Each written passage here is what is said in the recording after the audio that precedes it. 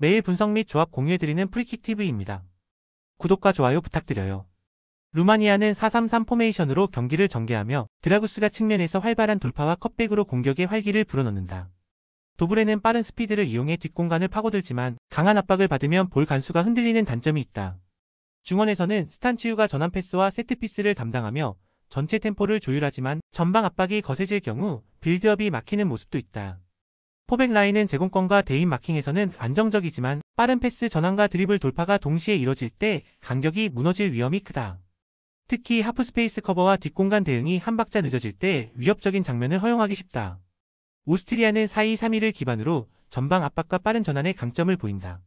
핵심은 바움가르트너의 페네트레이션으로 폭발적인 드리블과 타이밍 침투로 상대의 포백을 흔든다. 사비체르는 중원에서 템포를 조율하며 전진 패스를 전담하고 페널티 박스 근처에서 프리킥을 직접 득점으로 연결할 수 있는 킥력을 지닌다. 그레고리치는 최전방에서 포스트 플레이와 제공권 싸움을 통해 이선 자원의 침투를 도우며 세컨드볼을 살린다. 오스트리아의 강한 압박과 빠른 템포는 루마니아 수비 라인의 느린 전환을 정면으로 파고들 수 있는 전술적 상성이다. 루마니아는 드라구스와 도브레의 측면 돌파로 활로를 찾겠지만 오스트리아의 압박과 전환 속도에 밀릴 가능성이 크다. 오스트리아는 바움가르트너의 침투와 사비체르의 킥력, 그리고 압박 전환 완성도에서 확실한 우위를 보이며 경기를 주도할 전망이다. 전술적 완성도와 세트피스 위협까지 감안하면 이번 경기는 오스트리아가 승리를 거둘 가능성이 높다. 덴마크는 4-2-3-1 포메이션으로 높은 점유율과 빠른 측면 전환을 중심으로 경기를 풀어간다. 비어레스는 폭넓은 활동량으로 날카로운 크로스를 올리며 상대 수비를 흔들고 돌베르는 측면과 중앙을 넘나들며 컷백과 드리블로 직접적인 위협을 만든다. 에릭센은 중원에서 템포 조율과 패스 전개를 맡아 공격의 리듬을 이끈다. 특히 돌베르의 침투와 에릭센의 창의적인 패스가 연결되면 박스 안에서 결정적인 기회가 만들어진다. 덴마크는 템포를 조절하다가 한순간에 속도를 높이는 전환 플레이로 상대 수비를 무너뜨리는 데 능하다. 그리스는 같은 4-2-3-1 전형이지만 수비 집중력이 흔들리는 편이다.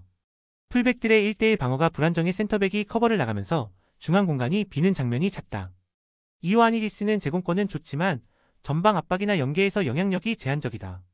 펠카스는 전진 패스를 자주 시도하지만 강한 압박 아래에서는 쉽게 공을 잃고 바카세타스는 전환 속도가 느려 수비 밸런스를 유지하지 못한다. 후반으로 갈수록 측면 수비 집중력이 떨어지며 하프스페이스가 열리는 것이 가장 큰 문제다. 덴마크는 에릭센의 패스를 축으로 돌베르의 침투를 연결하며 그리스의 약한 측면을 집중 공략할 것이다. 그리스는 후반 체력 저하와 라인 붕괴로 인해 실점 위험이 커 보이며 전술 완성도에서도 격차가 크다. 이번 경기는 덴마크가 측면과 중앙을 유기적으로 활용해 안정적인 승리를 거둘 가능성이 높다. 크로아티아는 4-2-3-1을 기반으로 안정된 빌드업과 점유율 축구를 구사한다. 부디미르는 제공권과 몸싸움에서 압도적인 존재감을 보이며 페리시치는 측면 돌파와 하프스페이스 침투로 공격의 폭을 넓힌다. 크라마리치는 이선에서 유기적인 움직임으로 연계와 마무리를 모두 수행하며 빌드업의 연결고리 역할을 맡는다. 이들의 유기적인 움직임을 통해 크로아티아는 상대 수비 블록을 흔들고 점유율로 경기 템포를 완전히 장악한다. 지브롤터는 4-3-3 포메이션이지만 국제무대의 경쟁력에서는 한계가 뚜렷하다. 드바르는 전방에서 폭넓게 움직이지만 압박에 쉽게 고립되고 델리오는 중원에서의 연결이 끊기며 탈압박이 매끄럽지 않다. 스켈러는 돌파는 활발하지만 크로스의 완성도가 낮다. 포백 라인은 조직적으로 미숙하며 하프스페이스와 중앙 모두에서 공간을 쉽게 허용한다. 지브롤터는 수비 간격이 무너지고 전환 대응이 느려 실점을 피하기 어렵다. 크로아티아는 부디미르와 페리시치의 조합으로 하프스페이스를 집중 공략하며 초반부터 압도적인 흐름을 만들 것이다.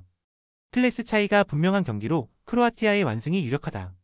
스코틀랜드는 4-4-2 포메이션을 중심으로 강한 피지컬과 세트피스 전술에서 강점을 보인다.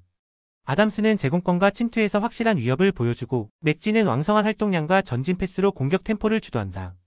길모어는 후방에서 템포를 조율하며 빌드업의 중심을 맡는다. 이 팀의 핵심 무기는 코너킥과 프리킥 상황으로 다양한 전술 패턴을 활용해 상대 수비를 무너뜨린다. 벨라루스는 4-3-3 구조지만 공수 밸런스가 불안정하다. 슈만스키는 제공권의 강점을 보이지만 그루미코는 압박을 받으면 볼을 쉽게 잃고 보체로프는 전개 속도가 느리다. 게다가 장거리 원정으로 인한 피로 누적이 경기 집중력 저하로 이어질 수 있다. 세트피스 수비에서도 불안한 모습을 보여 스코틀랜드의 공중전 앞에서는 어려움을 겪을 가능성이 크다.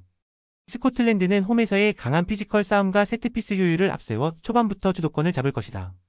벨라루스는 전환 속도와 체력 부담으로 인해 수비 집중력이 떨어질 가능성이 높다. 세트피스와 공중전의 우위를 앞세운 스코틀랜드의 승리가 예상된다. 리투아니아는 4-2-3-1을 기반으로 안정적인 구조를 유지하지만 수비 전환 속도가 느리다. 파울라우스카스는 연계 능력은 좋지만 결정력에 기복이 있고 돌지니코프는 돌파 이후의 마무리가 불안하다. 라시카스는 전환 패스를 통해 공격을 이어가려 하지만 강한 압박을 받을 때 정확도가 떨어진다. 특히 하프스페이스 커버가 느려 빠른 연계 공격에 자주 뚫리는 모습이 반복된다. 폴란드는 3-5-2 포메이션으로 효율적인 전방 전개를 구사한다. 피용테크는 박스 안에서 위치 선정과 마무리 능력이 탁월하고 스비데르스키는 연계와 침투에서 위협적이다. 스지만스키는 하프스페이스 침투와 짧은 패스를 통해 공격 템포를 높이며 두 공격수와의 유기적인 움직임으로 상대를 무너뜨린다. 폴란드는 점유율보다 효율을 중시하며 빠른 템포 전환으로 찬스를 만들어간다. 폴란드는 스비데르스키 스지만스키의 짧은 연계와 빠른 침투를 통해 리투아니아 수비를 공략할 것이다. 피용테크의 결정력까지 더해지면 공격 완성도에서 압도적인 차이를 만들 수 있다. 리투아니아는 압박과 전환 대응에서 밀리며 폴란드의 승리가 유력하다. 페로제도는 3-4-3을 사용하며 수비 블록을 단단히 세우지만 전환 속도와 체력이 약점이다. 클레트스카르드는 하프라인에서 볼을 잡아 전방으로 빠르게 찔러주는 패스를 시도하고 프레데릭스베르크는 세컨드볼을 노린다. 하지만 전환 속도가 느리고 후반으로 갈수록 체력이 떨어지며 수비 간격이 벌어진다. 체코는 3-4-3을 기반으로 중원 압박과 빠른 역습의 강점을 보인다.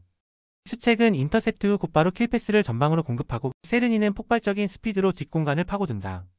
시크는 제공권과 결정력을 모두 갖춘 피니셔로 빠른 역습 전개에서 최종 마무리를 책임진다. 체코는 세트피스에서도 수책과 시크를 중심으로 높은 득점 가능성을 만든다. 체코는 중원에서 공을 빼앗은 뒤 빠르게 역습으로 이어가며 경기 흐름을 흔들 것이다. 페로제도는 후반 체력 저하로 압박이 약해지고 라인 간격이 벌어질 가능성이 높다. 전환 속도와 공격 완성도에서 체코가 확실한 우위를 보이며 승리할 가능성이 높다. 네덜란드는 4-3-3 전형을 바탕으로 양 풀백과 윙포워드가 동시에 전진하며 측면에서 수적 우위를 만든다. 데파이는 박스 안에서 마무리에 능하고 등지는 움직임으로 이선 침투 루트를 열어준다. 각포는 좌측에서 드리블과 중거리 슈팅으로 위협을 가하고 프랭키 데용은 후방 빌드업과 전진 패스로 경기 흐름을 조율한다. 홈에서는 높은 점유율과 빠른 템포로 상대를 몰아붙이며 공격적인 리듬을 이어간다. 핀란드는 3-5-1-1을 사용해 안정된 수비를 노리지만 3백 구조상 측면에서 수적 열세가 생긴다. 포우얀팔로는 제공권의 강점을 보이지만 빠른 수비를 상대로 고립되기 쉽고 옌센은 연계는 좋으나 압박 상황에서 실수가 잦다. 앤트맨은 돌파력은 있으나 팀 전개 속도가 느릴 때 활약이 제한된다. 이로 인해 네덜란드의 빠른 측면 전환에 대응하기 어려운 구조적 한계를 안고 있다. 네덜란드는 측면 수적 우위와 하프스페이스 침투를 활용해 전술적 주도권을 확보할 것이다. 핀란드는 3백 특성상 측면에서 밀리고 공격 템포에서도 네덜란드를 따라가기 어렵다. 홈 이점을 아는 네덜란드가 경기 흐름을 지배하며 승리할 가능성이 높다.